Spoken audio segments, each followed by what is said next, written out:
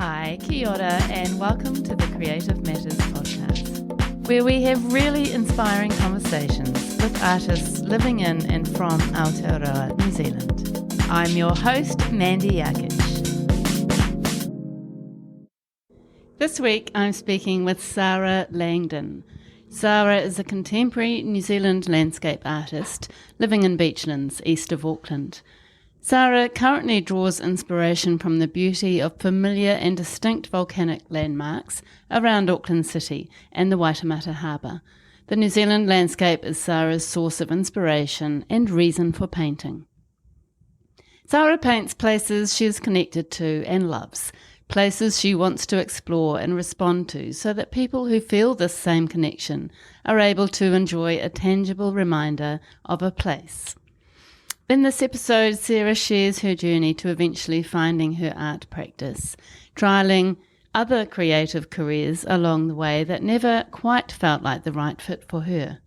We talk about her initial connection with Parnell Gallery in 2013, her fascination with Tāmaki Makaurau Auckland volcanic mountains and treescapes, and her love of capturing texture, atmosphere, pattern, tone, line and light in her work. We discuss the addition of houses in her work and the challenges these present, how she finds commissions, and a new medium she's currently exploring. Sara shares her approach to framing, varnishing, composition, painting skies, building relationships with galleries, and the value of creating beautiful limited edition prints of her paintings. She unpacks her acrylic painting process, starting with a photograph. We talk social media and marketing, her personalised stationery, and how she builds and maintains connection with her audience and collectors. Sara has an upcoming joint show with landscape artist Matt Payne at Parnell Gallery. It's called Salt and Light 3, and it begins on April the 1st, finishing on April the 15th, 2025. I hope you enjoy this chat. I certainly did, and Sara is an absolutely gorgeous woman, and she has a really interesting story to tell. Enjoy. Hi, Sara. Hi, Mandy.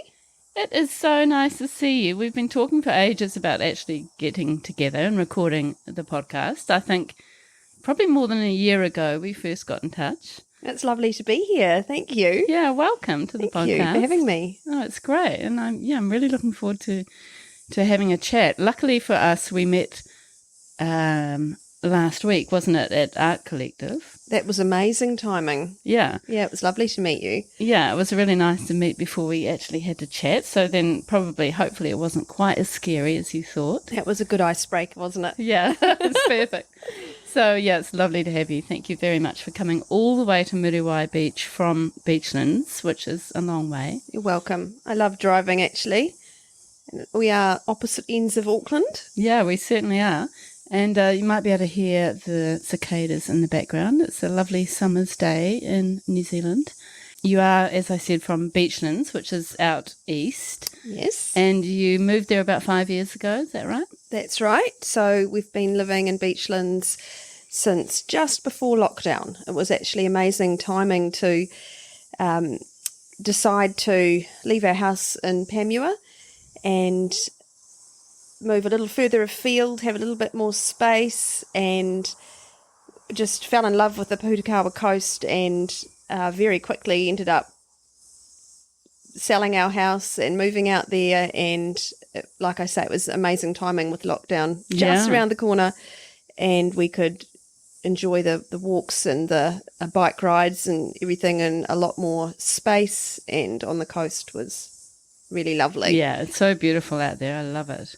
It is just so much more built up now, but at the same time has a lovely rural feel as you drive out there and beyond Whitford, and you feel like you're relaxing, just like coming out here actually. You feel on that approach that it's really somewhere special and more remote. Yeah. Which I really love it. Yeah, we love that about being here as well. I mean, it does mean that every time you need to go somewhere, there is some form of commute, but then once you're here, it's the best. Exactly. Yeah. It does make things like exhibition openings and shopping trips and things a little bit more of a a drive, but I think day to day it's just worth it for that openness and that quietness that you get somewhere a little bit more remote. Yeah. Yeah. It's a good lifestyle. Yeah. And you were born in Auckland. As a child, had you discovered your creativity, do you think? I think I was born creative. Well, I think we're all born creative for sure, but I have always enjoyed knowing that I am visually creative, and I was always really encouraged in that as a child. I think my mum probably discovered it quite early. One of the stories she likes to tell is when I was 2 and they had a brand new bed, and she found me drawing with red lipstick on the mattress, all over the mattress, the brand new mattress. And, you know, my mum and dad are very creative in what they do. My mum has always made things with her hands, sewing. She used to do a lot of markets, craft markets when I was little. She'd sew dolls' clothes and do things with fabric paints, and then she learnt stained glass and taught my dad stained glass, and my dad bought a kiln and made slumped glass. So, yeah, I grew up with that creativity being encouraged and enjoyed, and I think so it was something that I recognised in myself and my family, and in my wider extended family too. I think there's a lot of hands-on creativity there. And, you know, I used to do colouring in competitions as a child, and I loved entering those. I loved winning those. And so, yeah, I've always known that art is something that was a really important part of my life from really little. Yeah. Yeah. And it was valued in your family. Yeah. Definitely. Which is nice. So how did you find art at high school? I loved art. It was my favourite thing. I was really fortunate to have an amazing art teacher. We did painting, printmaking, photography. By year 13, it looked like an art course, basically, art history and classics. And I knew that I was going to be doing something creative after school. I had no idea what, but I just knew that art was the direction that I would be taking. There was no other avenue in my mind. And yeah, my teacher was just a wonderful teacher and super passionate about the subject and very inspiring, and made us look wider at, you know, different artists, different periods of art. And I attribute so much to her and the input that she had. So I feel very fortunate for that. You know, I was really unsporty. I go to the art room instead at lunchtime, and, you know, she'd have workshops leading up to exam time. We would come in on Sunday afternoons and just enjoy being in the art room, and it was just a great place to be. Yeah. Amazing. Yeah. What school was that? That was at Dio. And what was her name? Shelley Ride. Oh, yeah. Yeah. So she's been a very long serving teacher there. In fact, I think she retired only at the end of last year. Yes, yeah, she did. 43 years, or a very long time. She was the most influential, and I was both terrified and in awe of her. I was a very shy child and teenager, and, you know, she was this really strong woman, and I suppose she, you know, she showed me, without me really articulating it until a long time later, that it was possible to do anything. So where did you take this creativity after school? Well, I found the career advice really lacking, actually, at that time in terms of options for creative careers. I thought going to fine art school was, you know, what I would be doing, and my parents really encouraged me into a more commercial outlet. And at the time I was not sure. And I remember my dad taking me to a graphic design studio that his work used, and it was an amazing studio. And, they did really inspiring work. I thought it was fantastic.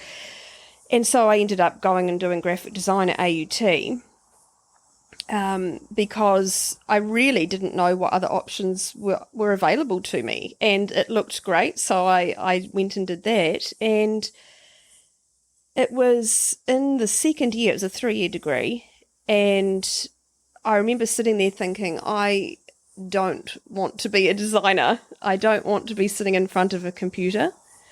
What am I going to do? And it was actually quite an unnerving feeling, an unsettling feeling. I didn't tell anybody, but I thought I'd made a big mistake. And thankfully, we were able to specialise in the final year in either design, illustration or photography, and I loved photography. So it was actually a saving grace that I could complete my degree, really enjoy that strain, and continue with that focus. And so I'm very grateful for that. And I worked in photography after my degree, and I did a photographic assisting job, which I was very fortunate. I considered myself quite fortunate to get quite quickly, because those kinds of jobs aren't advertised. And so I had done a couple of work experience placements in my final year for a couple of photographers in Auckland, and one of them offered me a job at the end, which was of the degree, which was great. But then this was in 1998, I graduated, and 6 weeks into the job, Auckland had those massive power cuts. I don't know if you remember that, in the CBD. Yeah. And so basically he couldn't operate his studio, and he couldn't continue to employ me. And I was absolutely devastated. I just thought, wow, like this is over before it's begun. And it actually coincided with a close relative in Adelaide becoming quite ill, and I thought, well, I've got, time. I could go and help look after her. I knew it would be something that would be really helpful to the family. And so I had the plan to go and do that for 6 months. I did that for 6 months. I loved Adelaide. I loved living with them. I loved the community that I was a part of over there. And I called Mum at the end of the 6 months and said, how would you feel if I, came home for Christmas and then moved back? I think I might want to live here. And it was really difficult at the same time, because I was very homesick for my family here and, everything familiar.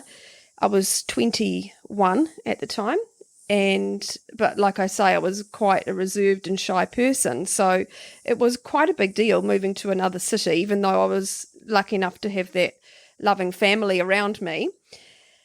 Anyway, so I worked in a photography studio over there, and I ended up staying over there for almost 4 years in total, and made some of the closest friends that I still have today. I'm so fortunate to have had that time there. It was only a part-time job, and they specialised in car photography. So I fell in love with food styling when I had been studying, and my final exhibition at AUT was food photography.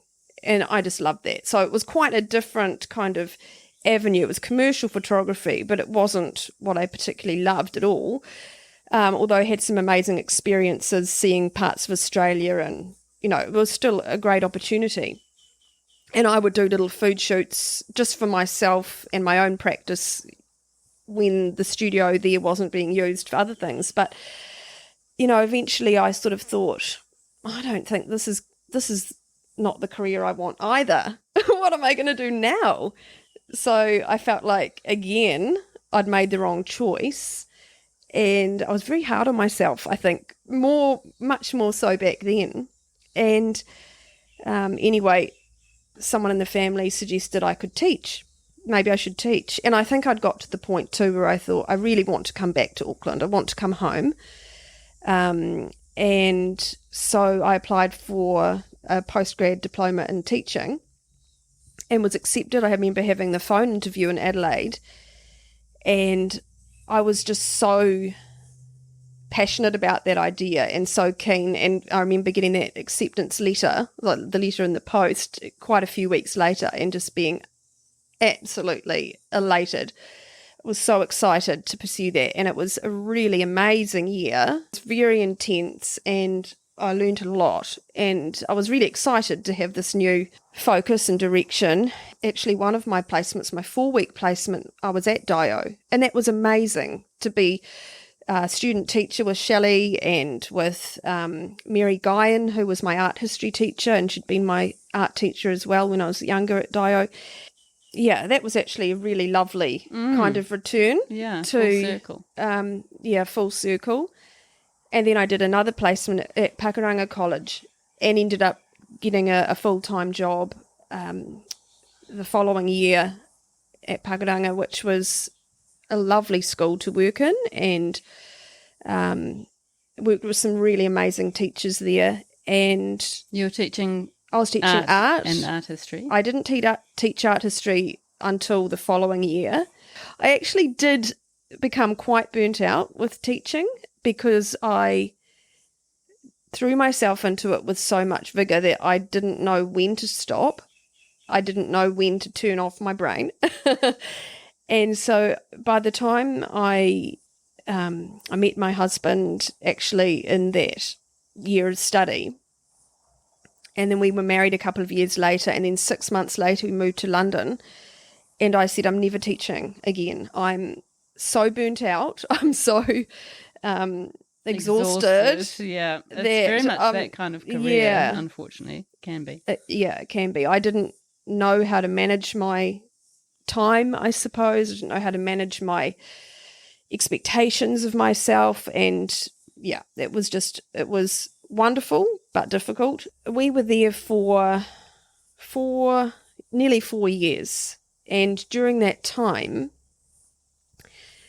it was actually the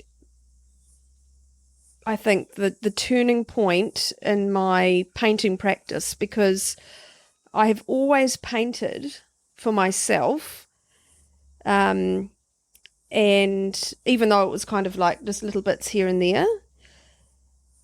And then a friend gave me a commission in London to paint a large painting of the Matterhorn. He was a mountain climber, and I'd never done anything like that. The things I painted before that were still life, fruit. I loved pears.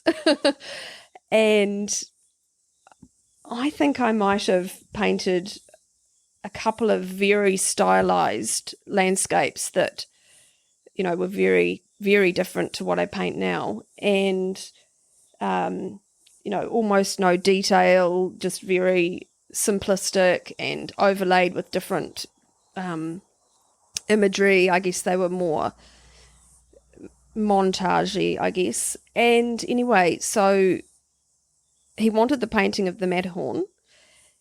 I suppose it was when the internet was relatively new, and all the images I could find online were terrible. I mean, I went to a bookstore in London, and bought a travel guide so I could get this photo of the Matterhorn, because they had to have the right amount of snow on it, and he wanted his climbing gear in the painting as well. So I took all his gear, the boots, pack, ropes, everything, to a park in London and found this amazing worn old bench seat and set it up and photographed it, and then superimposed it into the foreground of the painting. And then he asked me, and he loved it, and then he asked me to do another large painting. It was 1 metre square for a friend's birthday. And all she knew she wanted was something peaceful and restful and with water. And the image was up to me. So again, I went back to this travel bookshop, and I found a book of New Zealand photographs, and I found an image of the Otago Peninsula. And both of these paintings took me 100 hours each, because I was working full time. They took me 6 months each. But they were absolutely fundamental in me, one, falling in love with the landscape, and as a way of expressing myself artistically. And they also showed me what I was capable of in actually pushing myself. And I know I wouldn't have challenged myself in that extent if I had been just creating work for myself. So I needed that challenge and to sort of really step out of my comfort zone. And there were times I remember thinking, I actually don't know how to do that. What colour am I going to use to get that? So it was really, really challenging, but I learned so much from it, and I'm so grateful for that opportunity because it really just kind of springboarded me into the next step of understanding what I could do, and then later on what I wanted to pursue. Isn't it amazing? Yeah, it was amazing. And such a gift from that person who actually commissioned you. Yeah. You know, he probably doesn't realise how it's actually changed your life. Well, I did email him, I think a year or two ago. So probably, 14 years later, because I wanted him to know what it meant to me. Because I thought about it later. I thought, how did he know I could do that? I mean, and I remember describing to him what I was going to paint, thinking he would be able to see it completely in his mind's eye, because I could see it. And when I unveiled it for him, he was just shocked. He was like, I did not imagine that. And I remember thinking, but I described it. Yeah. So, yeah, he was an accountant. So perhaps things different, differently to me. But that was a really amazing opportunity. Yeah, how incredible. Yeah. And quite life-changing, really. Yeah. So that was the point that you discovered painting and painting landscape. And how did you go from there? So when we came back from London and we had our son Joshua, who was 9 months old when we moved home, I went back to teaching for 3 years, and that was actually a really wonderfully healing experience for me because I had left teaching thinking I wouldn't return. I enjoyed it more and more with each year that went on and loved it. And when we had our second baby, Bella, in 2011, I just knew, I just gradually had this building, yearning desire to paint myself and to paint with much more intention in a much more serious way. And I knew that I couldn't teach at the same time because teaching requires so much of you.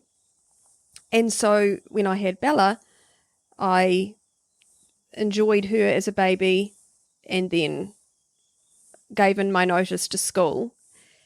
And when she was 18 months old, I started a couple of days childcare so that I could actually focus on this painting. And Kent, my husband, was so supportive. My family was so supportive and behind me, even though it was such a strange and it seemed like a terrifying thing to do on one hand, to quit your job and to paint. But on the other hand, I felt like I had no choice because the desire was so strong. And the self-belief was so sure, even though there were all these questions about whether I could do it and whether it would work.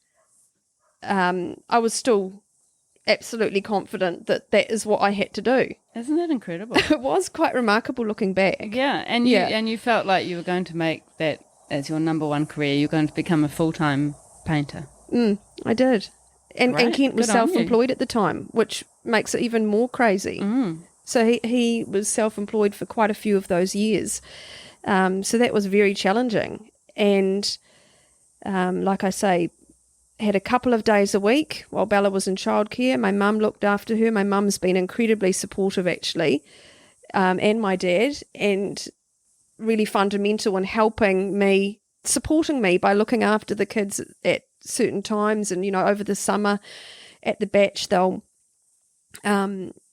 still help me with the kids so that I can invest that time I need to into the work because it is so time consuming. Yeah, and they must have been quite thrilled to see you, really delving into your creative side. Especially once it started to get more traction. They're very supportive, so I'm very grateful for that. You started painting professionally in 2013. It wasn't long after that Parnell Gallery started showing your work, is that right? That's right. So I was really fortunate to have a meeting with Anna and Sally at Parnell to go and show them my work. It was really lovely to have the opportunity to go and show them what I had been doing and what I was creating, and just to have a chat about how it, might look as someone who wanted to pursue painting professionally, because I really had no idea what it meant, what it might look like. And they were just so lovely to chat to, and Anna invited me to put some work into their Christmas show at the end of the year of 2013, which I did. And was that work similar to your work now? I've always painted the New Zealand landscape since, deciding to paint full-time. When I say full-time, I mean as my number one job. I'm not talking like a 40-hour week. So the work was anything that I or Kent had photographed. Kent loves photography too. And so I often paint source images that he has photographed, but they were quite sporadic. I think one was Akaroa. What were the other ones? Might have been, say, Tawharanui or Matheson Bay, or just like quite random. Not at all related, not in a series, literally just, New Zealand landscape was what held them together. But they were really well received. So from that point, I was doing quite, I suppose, unconnected landscapes. There was no overarching theme or anything that sort of held them together. It was literally what landscape in New Zealand that I loved painting. And so, different family members and friends heard about what I was doing, and I would get little commissions, which was really lovely. I'd create little works on paper. I was quite tentative to begin with, even though I had started with these huge landscapes in London. I kind of reverted to small. And, family members would buy something and it would just give me the most incredible boost. And, I would give the gallery work when I had it. And those initial works didn't really seem to have much success in the gallery. And then when I had our third baby, I had just this growing desire, I suppose, to paint a series of Auckland volcanoes. A friend of ours in London had challenged Kent and I to write a list of 100 dreams each. It was something that they had done, which they'd found really inspiring. And on my list was, I want to paint a series of Auckland volcanoes. And Kent went out one winter's morning and took this, I think there were only about 6 photos of Mount Wellington. We lived looking at Mount Wellington, and it was having moved back from London that I began to just really see the mountains around Auckland in a different way. And having this mountain to look at every day out the dining room window, I just fell in love with it. I fell in love with the different light on it at different times of the day, and just the way the wind would move through the grass. And it was just like, that's it. And when I saw those photos and I painted a series for, again, the Parnell Christmas exhibition, which would have been for 2015, and Annalise was really tiny. And it was really the first series that I had ever done, and the first paintings I had done since she was born as well, so they're really special. I knew, like I'd never known before, that is what I had to paint. And so that was the beginning of my current work practice that I have been doing for about 10 years. That's amazing. Yeah. And the fact that it wasn't just the actual subject in a way, it was also the way that you were working, thinking of a sort of a collection of works which seemed to really get you going. And it's still how you work today, isn't it? That's right. Yeah. And it was this connection to home. It was a really strong childhood memory for me. These Auckland mountains, they were a big part of growing up. We'd go for picnics in Cornwall Park, and we would, walk up Mount, Victoria and explore North Head. And, when you used to be able to drive up the mountains until quite recently, as teenagers, everyone goes up Mount Eden. Yeah. And so they were a big part of my experience of living here. And I think having lived overseas and then coming home, I just had such a different appreciation for what's here. And for listeners who don't live in New Zealand, it is actually quite insane that there are more than 60 volcanoes or, volcanic mountains, volcanoes and craters in Auckland, in Tāmaki Makaurau, it is crazy in a way. And then quite a few of our islands are volcanoes as well. Yeah. So, we all kind of grow up, people who are raised in Auckland like myself, we sort of grow up. It's just part of the environment. It's something that you almost don't really notice, as you said.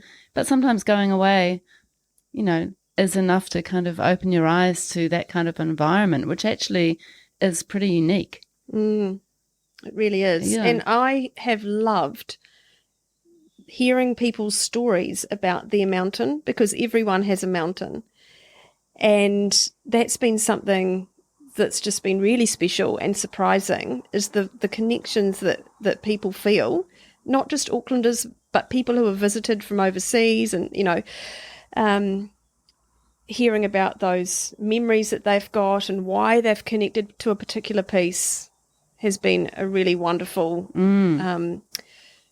extension of my experience of the mountains too. Yeah. And I read that you have said that you have to fall in love with an idea before you paint it. Yeah, I have found that I have to absolutely love something before I paint it, because it has to be worth investing all that time into a piece for me. Because when I do have that love and that joy of what I'm painting, it's a joy. That process of painting is an absolute joy. I guess, how am I finding it? It's just looking. I find that things that inspire me kind of just slowly start to come to my attention and my awareness. And my husband says, he has this phrase, notice what you notice. So it's actually really lovely. It's like, an idea will start to form, and then I'll go looking. For example, Mount Eden. There have been so many variations of one particular part of the slope that I have painted. I must have painted it over a dozen times, probably more, but it won't get out of my system. And so it's just, for me, it's the light of a place, and it's the texture, and it's the combination of the contrasts between the light and the form of a place. Does that answer the question? Yeah, totally. Yeah. And you have Mangawhau is a favourite place for you, isn't it? So is it actually connected to experiences in your life, or is it purely aesthetics? I think it's central location in Auckland, so it's got that really prominent position. I think it is beautiful. I think it's just, I don't know, there's just so much, what's the word? I think all of the mountains have this real sort of majesty to them. They're just there's beautiful, grand, quite unusual landforms.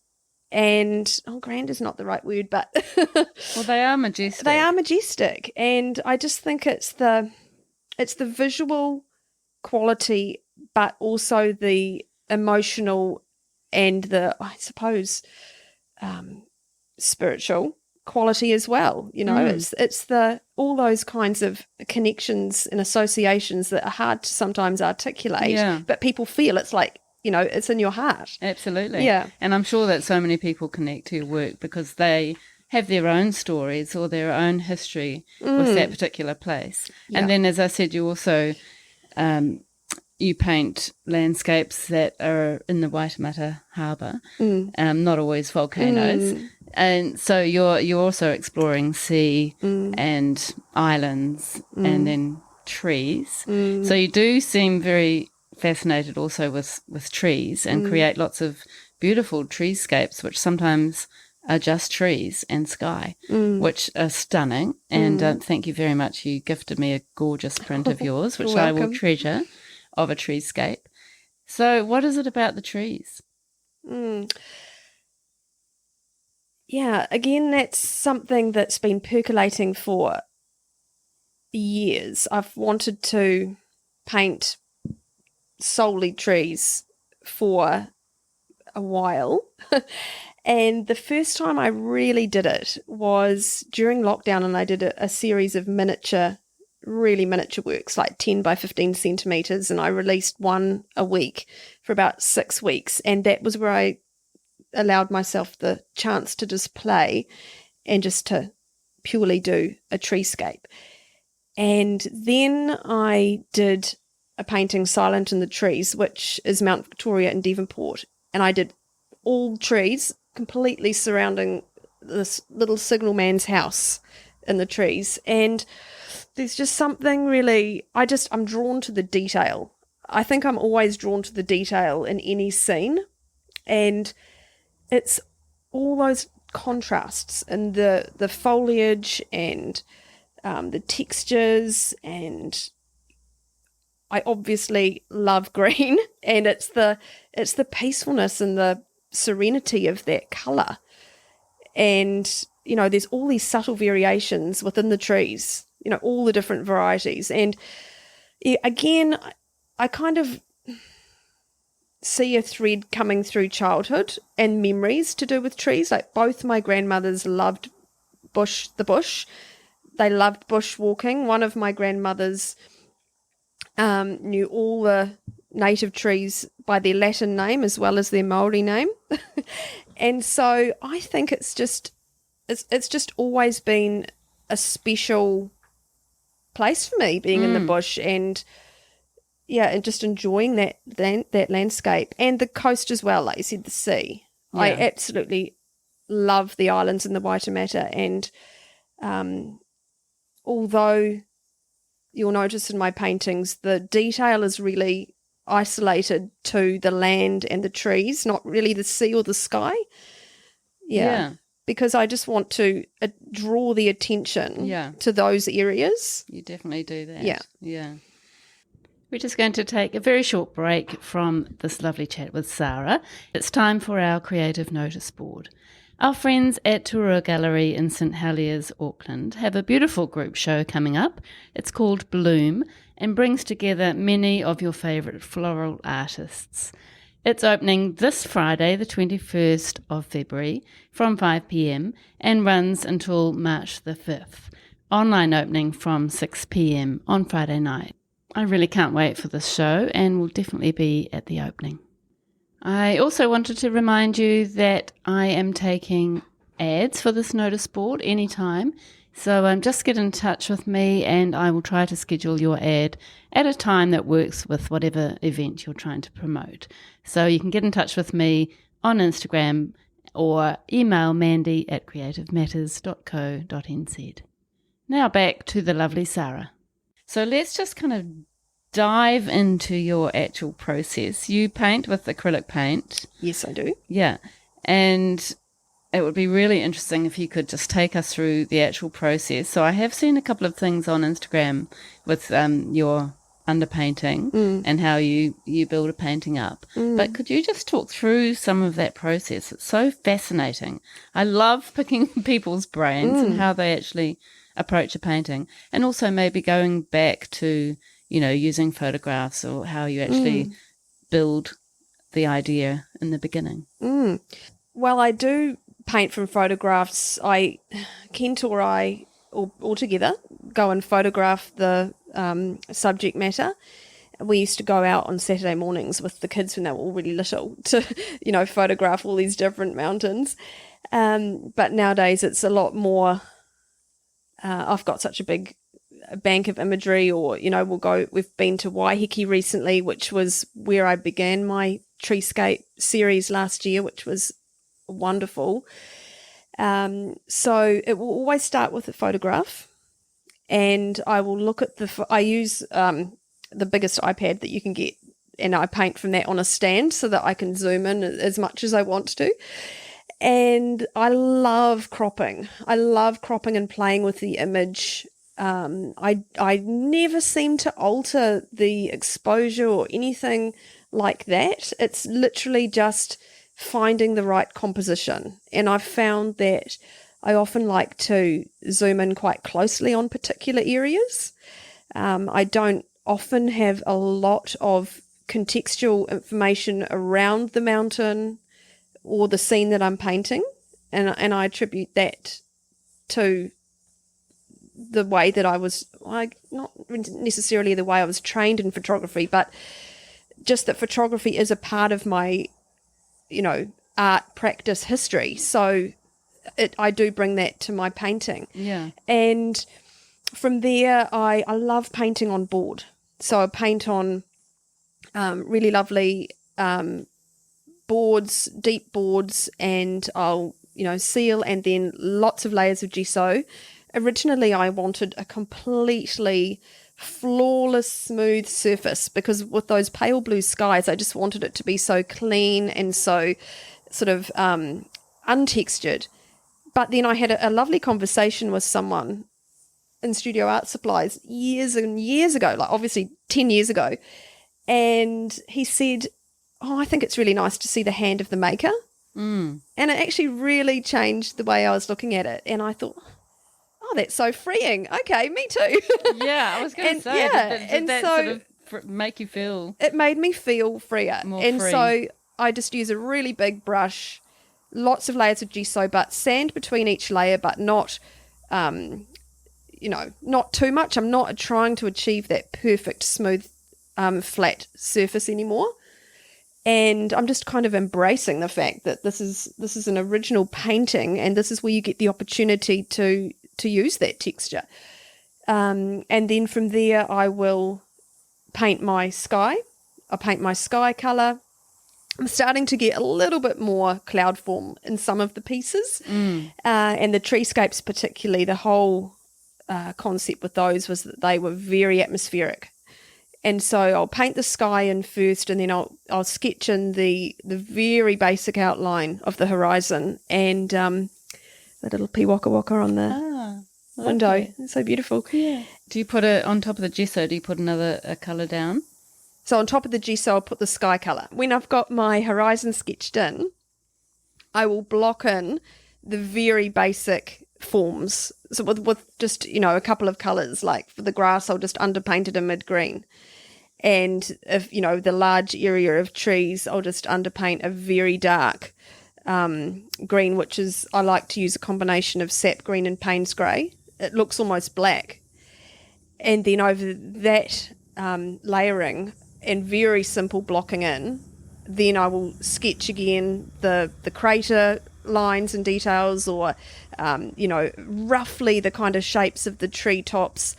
And then I'll add my layers over that. So it's basically, my process is basically wet over dry, and I love the fact that acrylic dries so quickly. So yeah, the fast drying nature of acrylic really suits my process. Yeah. Have you ever thought about using oils? I have. I have thought about it. I used them in high school. I basically just used them from the tube. I love the idea of learning, but at the same time, I'm very impatient. So I'm not sure. I would probably have to have several paintings on the go. And I used to just do one painting from start to, it would be on the easel for 4 weeks if that's what it took. Now I've got into the habit of painting several pieces. So I love it, actually. I can just go, I feel like that part of that piece today, or now I feel like that, see in that painting today, and it keeps the energy and the flow going a lot more. Yeah, that's interesting. And acrylic, it's so beautiful these days. It's such a lovely, I love painting with acrylic. Me too. I love the heavy bodied.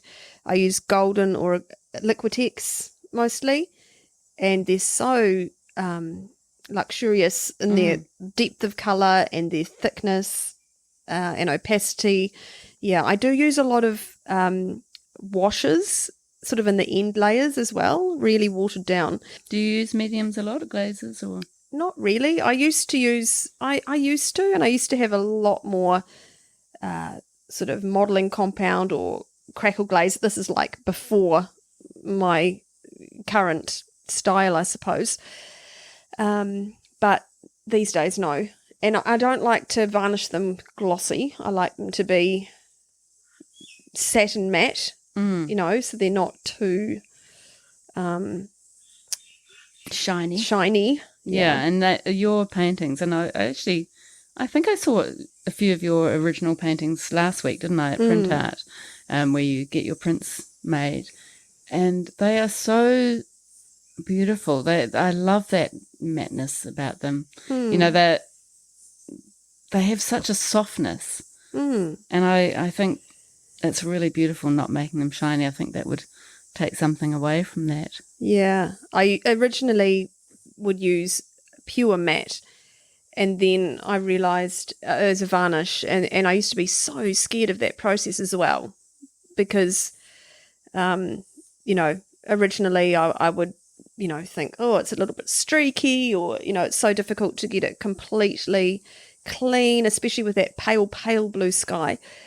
But actually I realised the pure matte can actually be, or rather adding a little bit of satin to the matte can make it a little bit more of a hardy surface if it needs wiping or that kind of thing.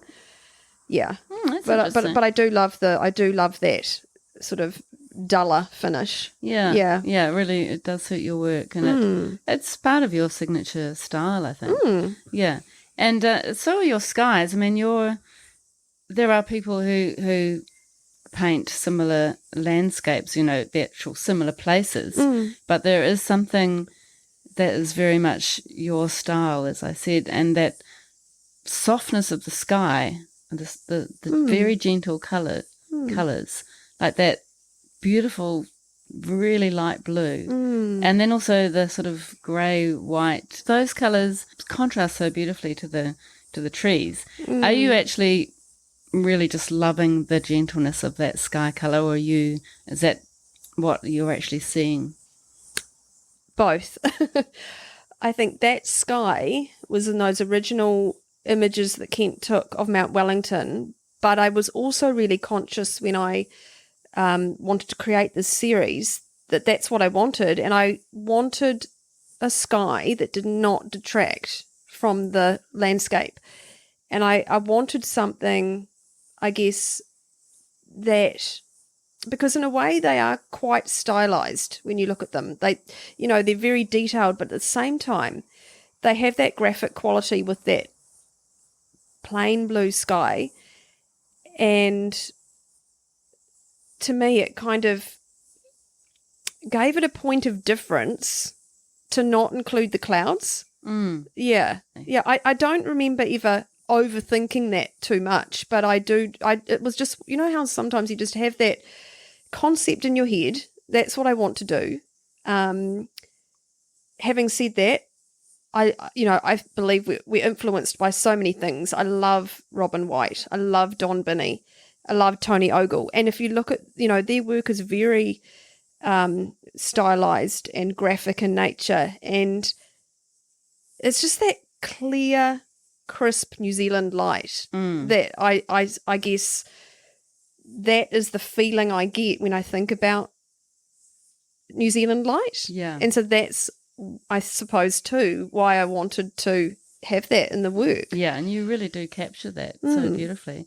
And then in amongst those mountain paintings, volcano paintings, you do have houses. You do include houses sometimes, which in a way feels like a slight departure from the thing that really, is a happy place for you. What is it about the houses? I love architecture in houses, and so does Kent, actually. We both share that love.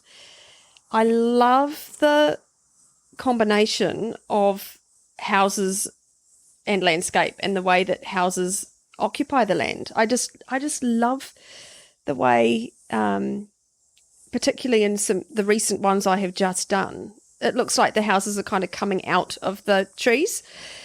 So I love the contrast. You've got the man-made contrasting with the organic and the natural, and I love that juxtaposition.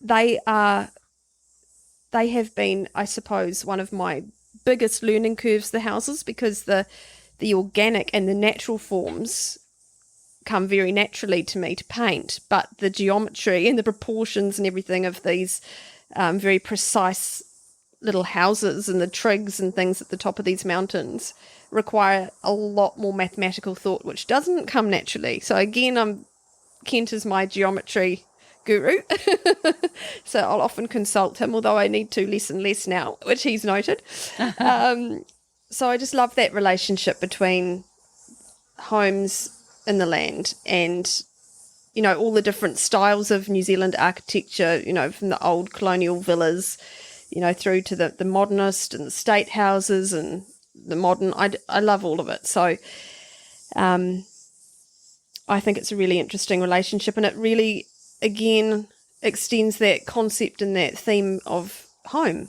I don't know if I've ever shed tears over a house. I have over a boat that I was painting. Really? But yeah, it's sometimes, yeah.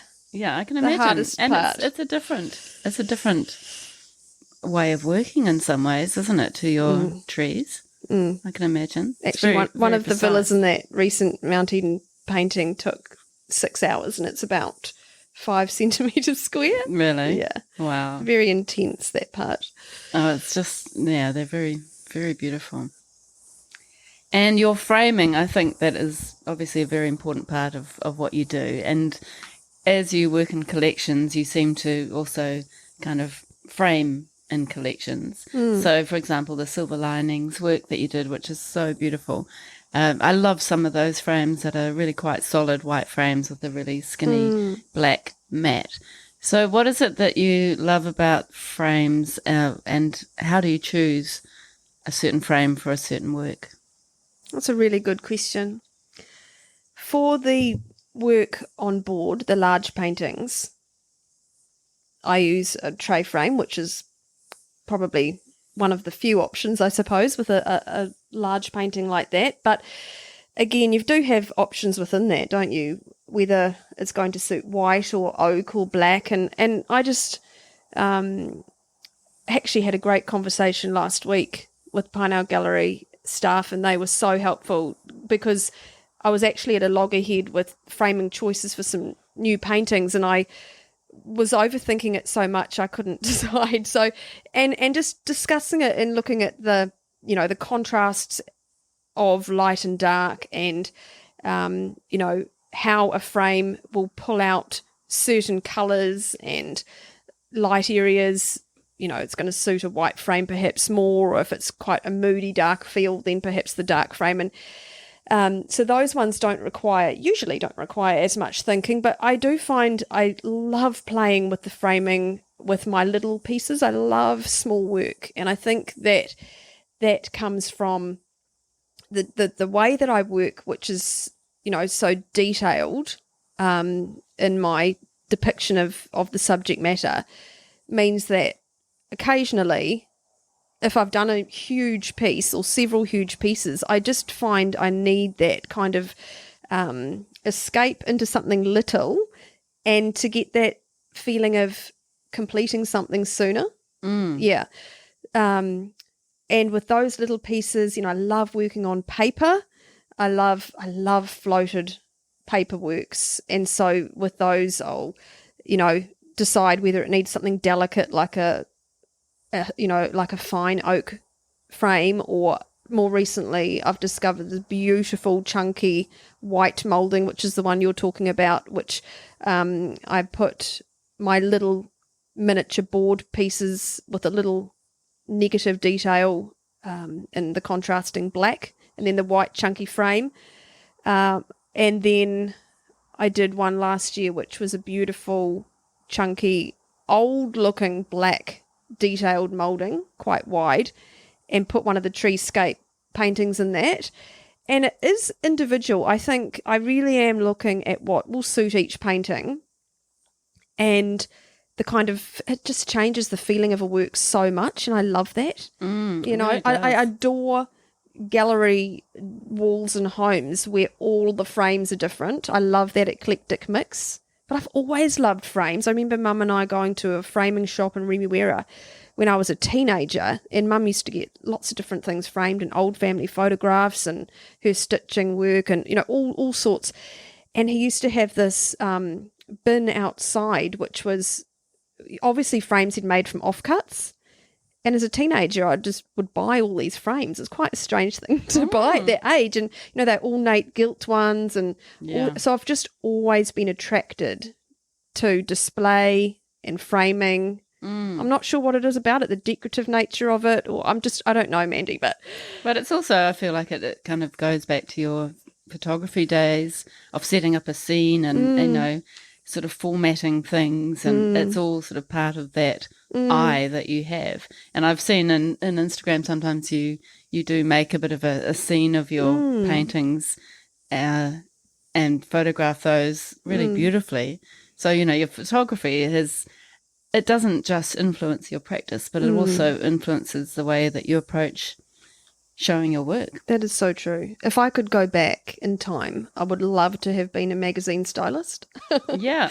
I love setting things up. I used to work for a beautiful homeware shop when I was studying. I'd work there on Saturdays, and the owner was so lovely. She'd let me take a box full of stock home as props, and I'd take them into the studio at AUT and set up these food shots with these beautiful props, ceramics and placemats and things from the homeware shop. And I've just always loved that. Yeah. And you can see that in the way you present your work, which is nice. And you mentioned your mum used to do stitch paintings. So my grandmother used to do beautiful stitch paintings, which I have framed in my house. And I also have been playing a little bit with embroidery and painting, and call them stitch paintings as well. So I just discovered when I was looking through your Instagram that you have done a few stitch paintings yourself, which is really interesting. I didn't know that. Is that something that goes alongside your practice, or is it just a one-off? It's a really new part of my practice, which has been a huge surprise, actually. I've always loved stitching, tapestry, cross-stitch, a little bit of embroidery. Both my grandmothers enjoyed it as well, and my mum very much as well.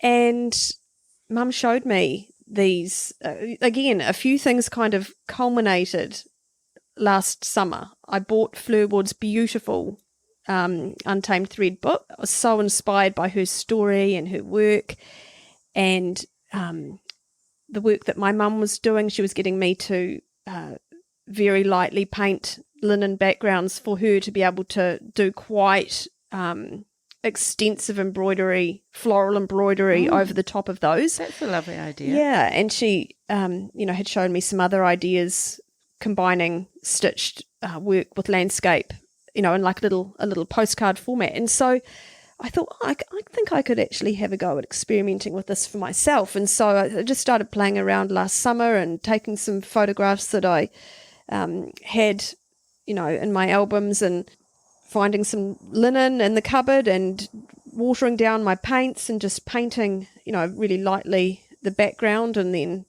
painting a little bit too much and discovering that didn't really work, and then just stitching back into them and absolutely loving it. For me, stitching has always been very therapeutic and relaxing. And so when I thought, okay, maybe I could, incorporate this in I wasn't actually intending to set out to put this as part of my practice. It just kind of literally evolved. And I was so surprised at the response that people had to the work. I think it's something that people, have such associations with, maybe their grandmothers or mothers, very nostalgic and familiar. And so,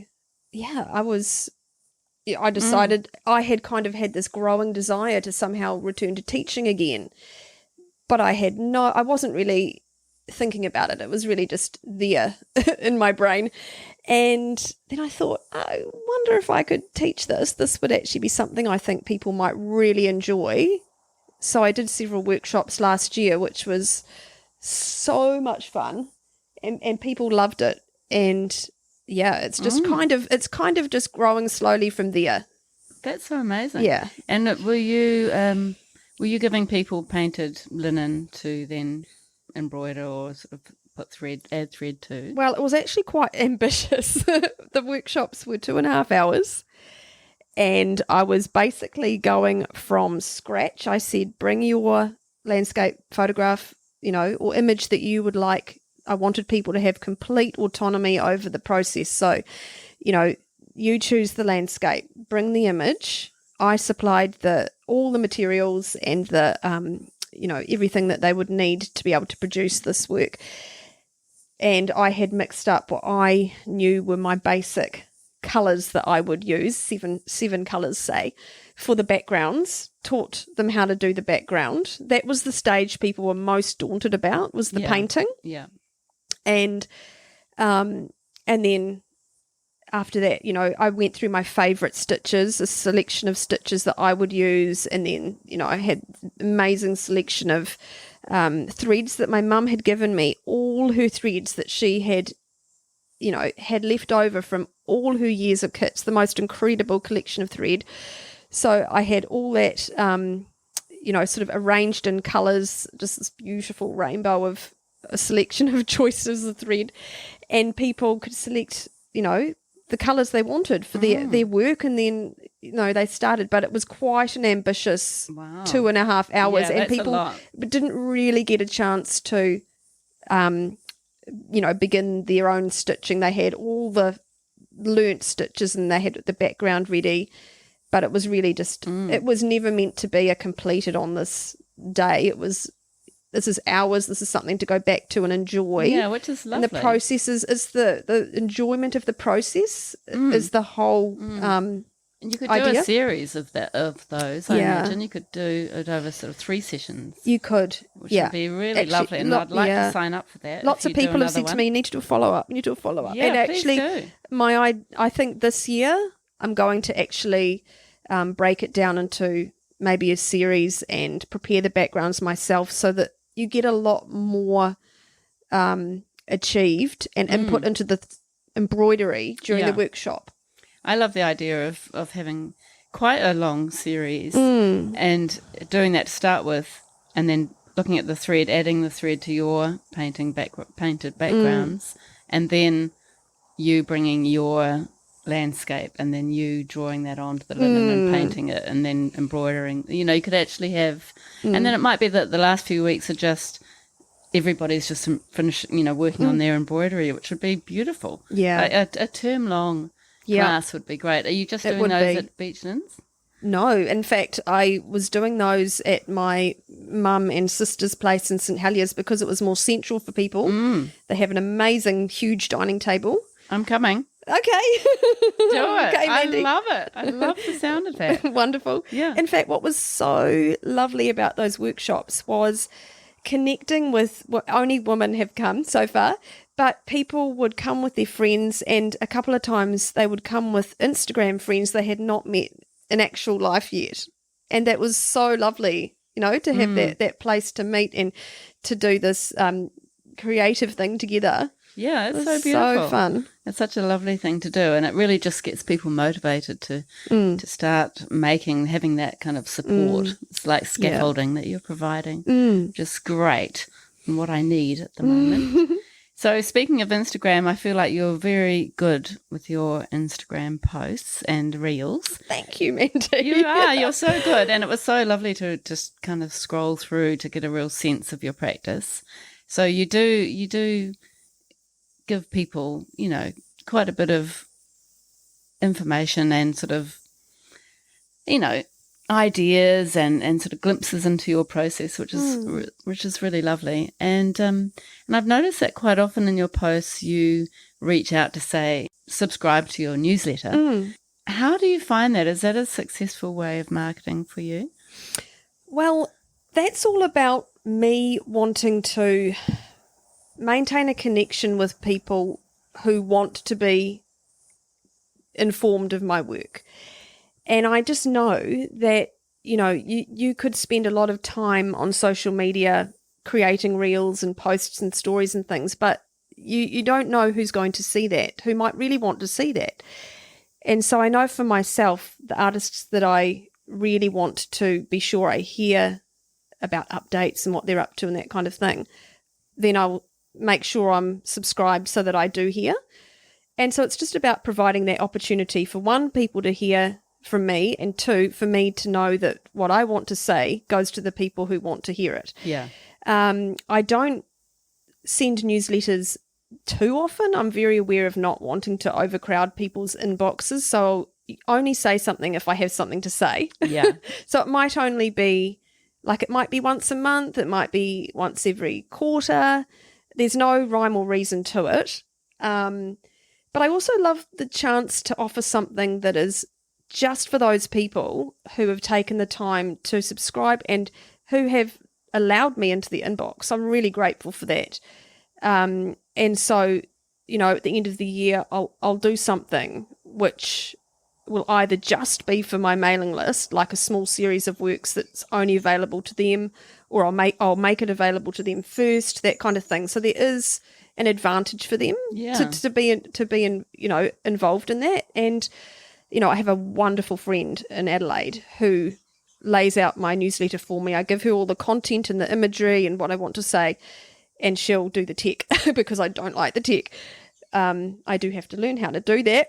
She's going to train me. And she is the one who kind of really helped me and encouraged me to get that off the ground. Yeah. And it's good to ask someone else for that kind of support, especially if it's not something that you love to do. I think that there's just so many hats you have to wear as a practicing artist that, I just don't think we can do it all, or I can't do it all. No. Or do it all well. And so to have that help where you need it is amazing. Yeah, I think it's really sensible. And you have offered gifts like a print if somebody buys an original, which is a really good idea. How do you work that?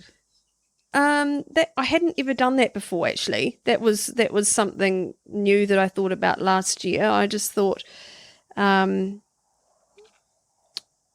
why not create something that adds value to someone's purchase rather than just discounting the work, which I don't really like to do.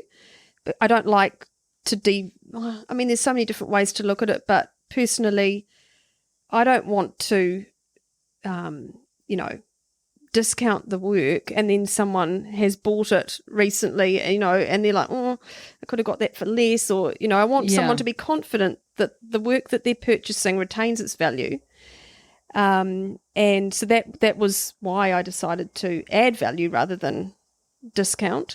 I'll have an open studio, and that's a really lovely way to meet the people on the mailing list. I did that a couple of years ago after, at the end of the year when I'd had a solo and I was just so tired from creating all that work that all I could do was little studies on paper. And so I did nearly 25 of these little paintings and invited, people to come to my home, and which is where I work, and it was so lovely. That's such a to lovely put faces idea. I really people. I really appreciate anyone who takes the time to like and comment, and you kind of get to know these people that you've never met, and people who have bought your work, because often you don't get that wonderful end process where you've created the work and then you get to see who has purchased it, how are they enjoying it in their home, what it means to them. You kind of, when you've given the work to the gallery, they take care of that, which is lovely. But I also love it when I get to hear back from the collector. Yeah. It's a really special, because that's why I do what I do. I do it for the people's enjoyment as much as my own. That's right. Yeah. It's such a lovely thing to be able to come together. And for the people who are part of your subscribed audience, it's nice for them to have something special that's for them and for that group. It's you giving back from them being part of what you do. Absolutely. Which is so nice. And I love the stationery that you got made. Oh, thank you. Again, my wonderful friend Bronwyn designed that for me. And that was just, well, one of them, I saw the cards, which was just a treescape with thank you, I think, on the front, which is so beautiful. Yeah, I think it's a really lovely idea. Well, I love the idea. It's been something I have wanted for a long time, is to be able to have that cohesive kind of image of, someone has purchased a painting, or they've purchased a print, or they've come to a workshop, and then to give them something from me that matches, what they would associate with me in terms of my art. And so, having that stationery was a dream come true, actually. I only had that happen last year. So I think it's lovely to have these things kind of happen. It's just realising that not everything happens at once. It's a real journey. Yeah. And having these milestones happen. Yeah. Yeah. Definitely. I love my stationery too. I just adore stationery. You mentioned commissions earlier. I imagine with the kind of work that you do, it wouldn't be too awful to do a commission for somebody, because they know what kind of thing you represent and the kind of themes that you paint by. So how does the commission system for you work? It has worked really well. I haven't done a crazy amount of commissions. It's certainly not the backbone of my practice or anything like that. They just come around sort of very organically. I don't ever really push for commissions. Last year I had someone approach me. It was so beautiful. They were having their second baby and they wanted to commission something to mark the occasion of having their second child. And so they commissioned 2 miniature paintings. And I love that they were different. One was paper float mounted, and the other one was a miniature board with that beautiful chunky white frame we were talking about. They were to be hung together, but quite different. They're both, it was North Head and Mount Victoria, but they looked quite different in their presentation. I thought that was a lovely story. People just seem to occasionally approach me and say, this is a really special place, which is what I love, because I know I'm creating something for them, something tangible that they can treasure. And that is just such a joy. Yeah, and that's what you're all about. Yeah. And so I have never had a problem creating something, I suppose, because people know what my work looks like, and I would only ever paint something, like I said before, that I love. Like if someone gave me a photograph and I thought, I don't think I can do justice to that, or that's not really me, I would definitely say.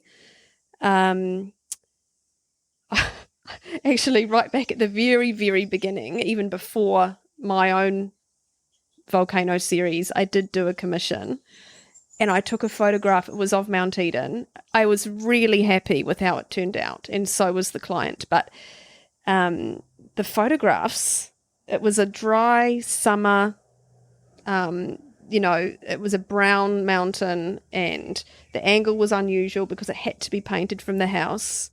And Kent looked at it, and I remember him saying, how are you going to make that work? And I'm thinking, I don't know, but I just know it will, and that kind of thing. It takes a long time to figure out. Those, I often find commissions take so much longer because you're so aware that you have got to get this right for someone, and especially if you know what they're aiming for. It's not your vision, it's their vision, but you have to bring your vision to it. And sometimes they have parameters that you might not normally. So I just consider it such a huge privilege when someone offers me a commission. And I do enjoy them. But at the same time, I'm glad that they're not too often, because I do need the chance to explore my own ideas. Yeah. And experiment and play and all of those important things, but also prepare for shows. And speaking of shows, you have one coming up at Parnell Gallery, and we'll talk about your galleries in a second. So that's in April. Yes. And that's from the 1st to the 15th of April, 2025, opening on the 1st. And that's with Matt Payne, who I've also spoken to on the podcast. And he's a lovely guy. It was lovely. He came out to the studio as well. Yeah. And it's called Salt and Light 3. So this is your 3rd joint show with Matt, is that right? That's right. Amazing. It is amazing. We had our first show together in 2018. That was my very first proper show at Parnell Gallery, or anywhere, my first exhibition. So it's really special that, this is now the third exhibition together. Yeah, I love that. And why? I mean, I can imagine why you've been placed together, but how does your work complement Matt's? And he obviously captures mostly beach scenes, doesn't he, of New Zealand? I think they just have such a distinctly local New Zealand feel. We're both really interested in light and place. And I think you're right, they complement, but they are at the same time quite different to each other. So I just think it was a really lovely idea for that pairing that Parnell had all those years ago.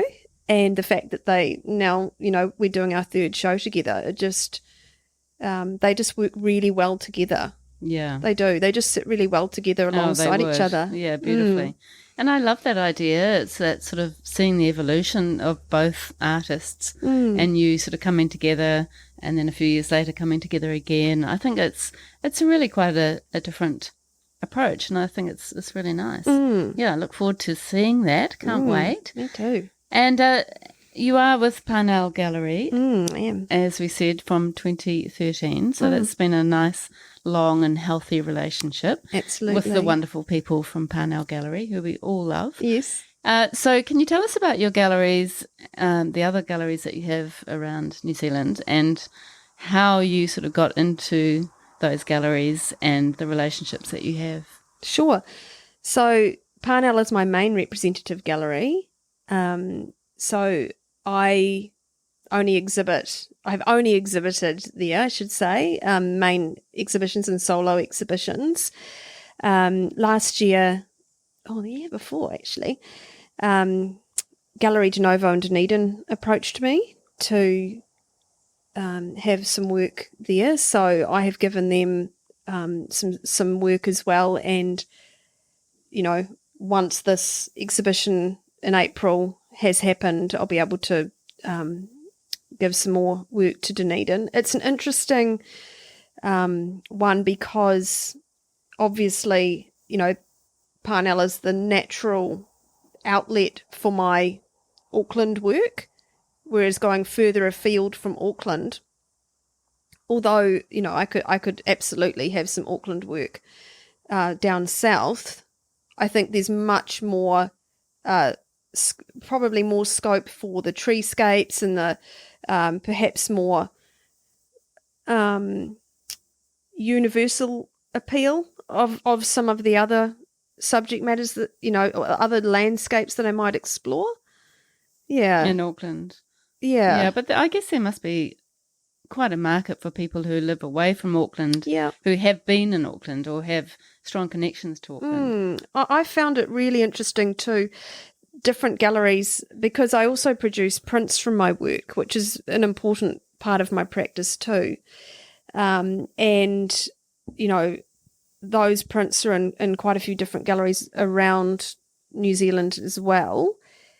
And, that several galleries have said to me, certain work they know will do well in certain locations and subject matters, I mean. So, and as well as Parnell, I've got Turua Gallery have prints, and they have, I love putting my work into their tiny show and group shows sometimes. I'm excited to be putting some treescape prints into Little River Gallery in Akaroa, and I'll be giving them some work for their Christmas exhibition this year, which will be really lovely. So you'll also find my prints in Kanuka Gallery in Raglan and the Mandarin Tree in Gordonton and Key Gallery in Whitford. I can't forget Next Door Gallery in Birkenhead. Okay. Actually, they were one of the first galleries to, really encourage and support my prints, the very, very early ones. And is it only limited edition prints? It's only limited edition, and I only like to produce 50. I have produced 75 a while ago, but I'm actually only, interested in keeping them small and retaining that not the uniqueness, but the limitedness of them. I don't want to walk into someone's house and, see the same thing as the next person's house. I love that idea of just that small and, more exclusive nature of limited editions. Well, you're increasing the value, aren't you? Yeah. And I think prints are so beautiful. I mean, I've seen the prints, your prints at Print Art, and they're so stunning. I do love work on paper. Yeah. And the quality of the paper and the inks is so exceptional. I've got a notice board in my studio by the window. It's very harsh light. And I have test strips of my prints there just to check that, what the printers say is actually true, that they are light fast. They are so fade resistant. It's incredible. And so I'm really happy to put my name to those because I know the quality is absolutely second to none. I'm absolutely happy for that. And I love the idea of putting all that work into the original, but then to produce prints from it, it means that a lot more people are able to access the work. That's right. And I love that. I love that it will cover a whole range of options for people. If they can't, go and buy a huge piece, original piece, they can have a print which is just as beautiful. It's just a different form of art. Yeah, I agree. And I love prints. It doesn't bother me that it's not always the original. Me neither. Yeah. You're still just getting a very similar pleasure from it. I mean, obviously the original is the ultimate, but it is good. It's quite a good model that you have there, that you have your shows at Parnell and a lot of your original work goes there, especially your bigger pieces. But then if you do have that limited edition print option, it does actually, I mean, you could go right across New Zealand and it wouldn't be kind of standing on anyone's toes, I guess, which is quite good. That's right. And actually, I think galleries have quite a different view of prints, and they understand that, a print is not an original, and so it's okay to have prints available in different places. Yeah. Definitely. Yeah, which is good for you. It's good for the artist. Yeah. It's another tier of income. Absolutely. Yeah, which we all need, let's face it. We do. Yeah. And also, as I was reading all about you, I learned that you are part of a really interesting art community called Art of Us, which celebrates creativity, collaboration and growth. I love all of those words. And it sounds like a really interesting connection of Auckland and Otago artists. Can you tell us about that and how it formed and what you're hoping from that connection? That is a really, again, new and surprising connection that happened only coming up to a year ago for me. The other members of the group have known each other longer than that. So there's Katie Robinson, and everyone is a very different artist in their own right. Quite different mediums, different styles, subject matters. We're all very different, but we just have this desire to intentionally pursue our creative paths and to support and encourage each other collectively and individually. It's just the most wonderful group. So Katie, she spends her time between Wanaka and Auckland, or Otago and Auckland. Sarah Ritchie is a fibre artist, Vanessa Nabi, an abstract painter, and Holly Clark, who's an eco artist. And they are just the most wonderful group of women, and my art family. Isn't that great? It's so lovely. And we have a WhatsApp chat that, we're often asking each other things or sharing things. It's somewhere we can, like I said, we can share experiences, we can encourage each other, we can say, hey, I just got this commission, oh, that is so exciting. And, we can just all really cheer each other on and pick each other up and offer suggestions and advice. And I feel so grateful to have that. I think amazing. Having been a practicing artist for coming up 11 years, it is very isolating, working at home in a studio day in, day out, and it's just been a really amazing answer to prayer for me to have this group of women that I can, reach out to and have that real connection with. And actually, I think the social media landscape around art in New Zealand and globally, but for me, more so New Zealand artists, is just amazing. Like, I feel genuine connections between people who I follow and they follow me, and we comment on each other's work, even though we may not have ever met. It's lovely. It's such a wonderful support. So, yeah, that group is a real blessing, actually. How did we meet? To be part of that? Did you all decide together that you were going to create it? I kind of gate crashed their party. So they all did I think it was a Creative NZ or a Big Idea course together. Toy Portal. Yes, yep. that is the one. Mm-hmm. And they had decided from that they were going to form this group. And so I met them at Artists in Eden last year. I knew Katie. I only knew Katie before that. And again, I had met Katie through Sarah Barton Hills and at a gallery opening. So, yeah, another great connection. And so these ladies came to Artists in Eden last year where I was painting, and told me that they were meeting for lunch to set up this group. And I was like, I love the sound of that. I've been looking for something like that. It's quite bold. And I think they just invited me. It was so lovely. And from there, we meet semi-regularly, but like I say, we're messaging each other all the time. That's so Vanessa good. and Holly are having an exhibition together soon, and Katie's just had an exhibition. And so... Would you think about showing together as a group? Oh, I'm sure that, why not? I mean, absolutely, yeah. I'm part of the Muruai Artists Collective. Mm-hmm. Just have been only for about a year, and we've got open studios coming up in May this year. So I better actually get my shit together and make some work.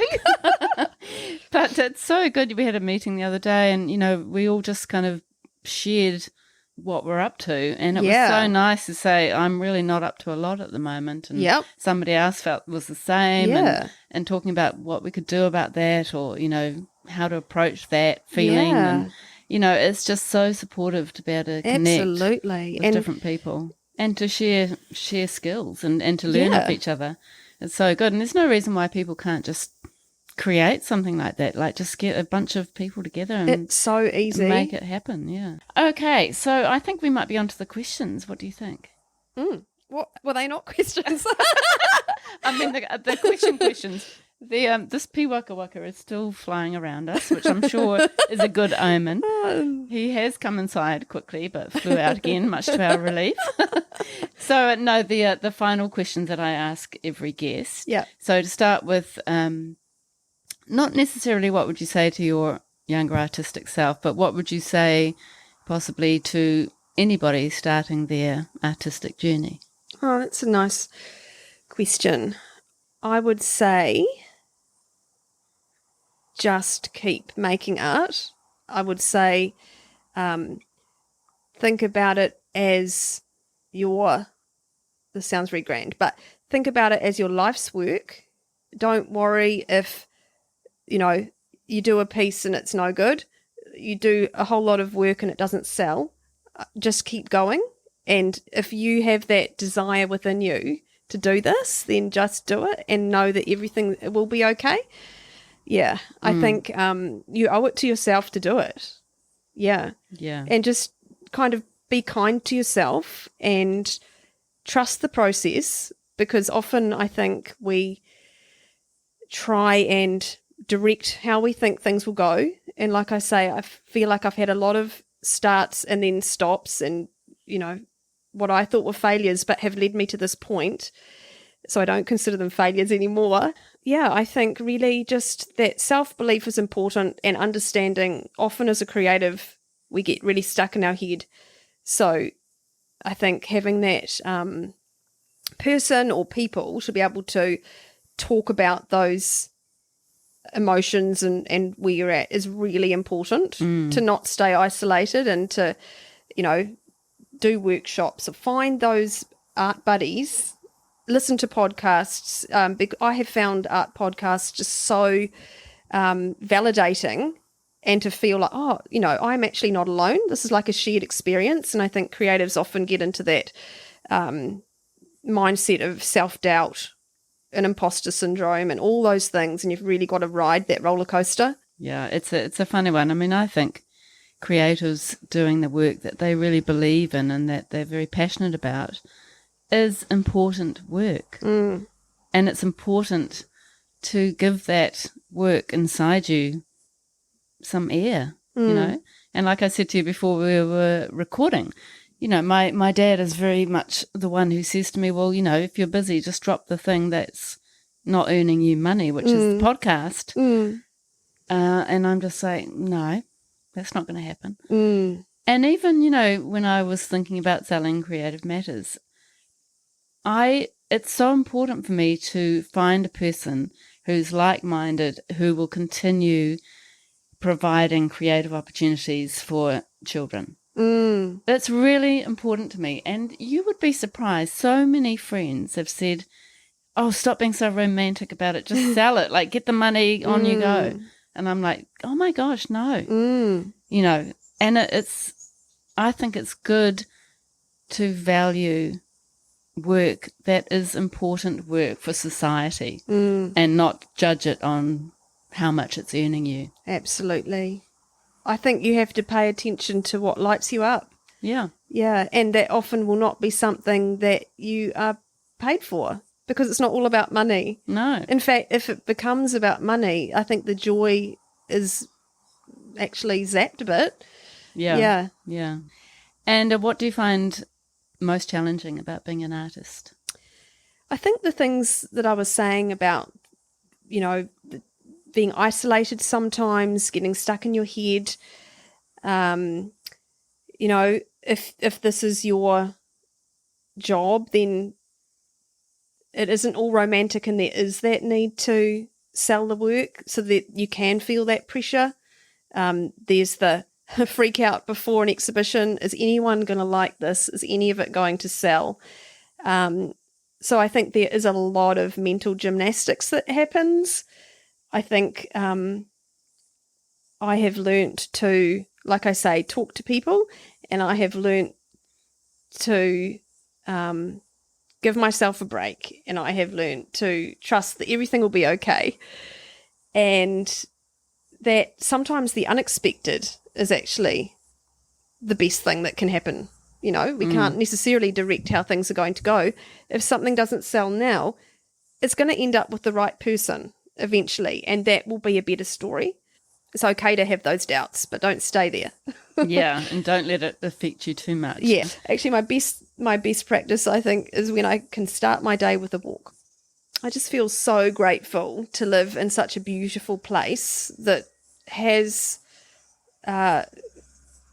captured me enough that is what I want to pursue and to spend my life doing, to create work that responds to the landscape. I just feel so incredibly grateful. This is what I get to do. I find myself pinching myself, going, you are living your dream, and I haven't arrived. I don't think you ever arrive, but I'm literally, one of my very close friends last year said to me, "You're living your dream," and I was like, "Yeah, I am. I'm living my dream." So you've made that happen. Well, it's a lot of hard work. Actually, that's what I would say to someone who is starting out. It's hard work. Yes, you have to have the dream, but you have got to put in so much work.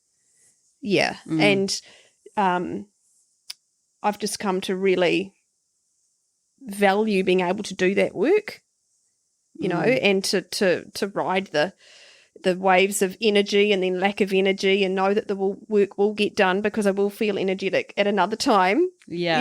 And trusting. I think probably also another real big challenge is, as a mum, to find the time, to that balance between home and studio time and, especially when the kids are little.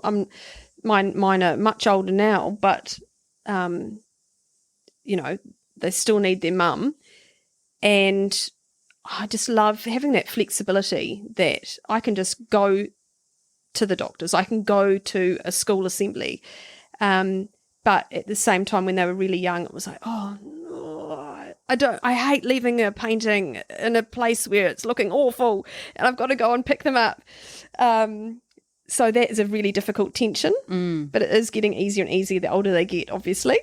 But yeah, just knowing that the time for painting will come, or the time for creating will come,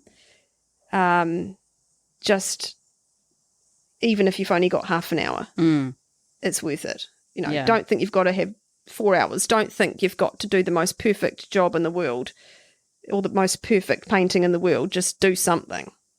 Yeah. And that's a great thing about being experienced, after this many years of painting, that you do kind of learn to trust that it will all fall into place. Yeah. Well, initially I used to think, okay, that last painting worked out well, but is this one? Can I actually do it? And it took so many years for me to trust myself and to go, you can do it and it's okay. Yeah, sure, it will be a challenge. But I really enjoy that challenge, and it's so satisfying to get to the end of a piece of work and go, oh my goodness, that was so intense and so hard. But I did it. Yeah, exactly. You did it. I did it. Yeah. Actually, I've got a sticker on my easel that my little girl gave me, and it says, you can do hard things. I like that. It's so cool. I like it's that. It's so cool. It's from the Big Life Journal, and it's a good reminder. It's so good. And I think as parents, it's one of the most important things you could pass on to your kids. Like, it's okay to go through hard stuff and just keep at it and work through it, and it's part of the learning. Yeah. Anyway, we could get very philosophical here right at the end of the podcast. I'm just wondering, you've got your show in April, and you've talked about other plans you have with your other galleries, but where do you expect yourself in the next 5 years? Tricky question. Oh, well, I think just to keep saying yes to opportunities that come up, that get presented to me. I want to, in my next exploration of work after my exhibition, I think I might get the sketchbook out and investigate my love of ceramics. And I have this idea of, I can't ever remember the name of it, that Japanese form of repairing pottery. Yeah, I know what you mean. Is it kintsugi? I think it's something like that, yeah.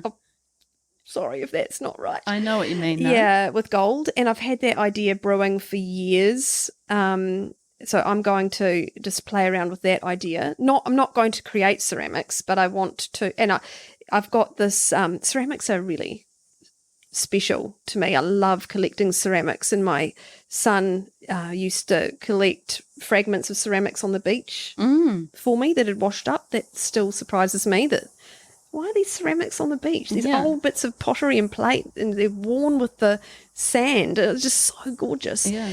Anyway, I want to kind of explore that a little bit more, and the decorative nature of art. Like, these treescapes have kind of awakened me to my love of decorative arts and textiles, and I just adore William Morris, and I guess that comes back to the tapestry. And so I don't know what direction my work will take, but I think more playtime,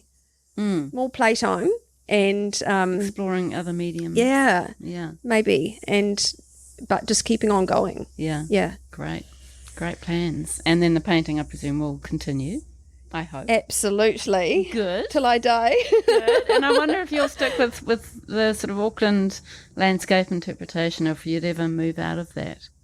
Well, I don't know. I don't see it. It's not dwindling, and it's hold it has over me yet. But I do see, like, the treescapes coming in, and I do see, like, a softening in the work, with these atmospheric treescapes. So I think there might be a broadening, which is really exciting. 10 years on one series is a very long time. with bits and pieces of other things, but the majority of, Auckland. So, yeah. But have you found that kind of helpful to have that sort of overarching idea that all your work is based around? So helpful. I love that everything is connected in that way and working in a series. Yeah, I didn't realise how powerful that was until I did that first initial series. Yeah, I think it's just such a great way for your mind to go off on tangents, and it kind of has enabled me to feel more creative, to be more inspired, and to get, oh yeah, I could do that. I'm going to do that same painting again, but I'm only going to do this tiny bit. And actually that's what I love about Instagram, is I love photographing my work in a close crop. And often from that I'll go and I'll post it, and then I'll go, oh, that's a really cool little painting on its own. I'm going to do that now. Yeah. So yeah, good. I've often done that. I've often gone back and looked at my feed and seen if there are any paintings within my crops. There's a tip. Brilliant. Good tip. Good tip. Oh, well, I'm going to wrap it up, but thank you so much, Sara, for trusting me to speak with you. I know it's not been something you've been really looking forward to, but I got you here, and hopefully you've actually enjoyed the process. And it's been so lovely to talk to you, and you're such an inspirational woman, and thank you very much for being on the podcast. Oh, thank you, Mandy. I'm so delighted that you asked me. It was very much out of my comfort zone, but I have really enjoyed talking to you. I did really want to talk to you. I just didn't know about the recording. Yeah. Well, after a while you forget about the microphone, so that's good. Thanks, All Andy. right. Thank you.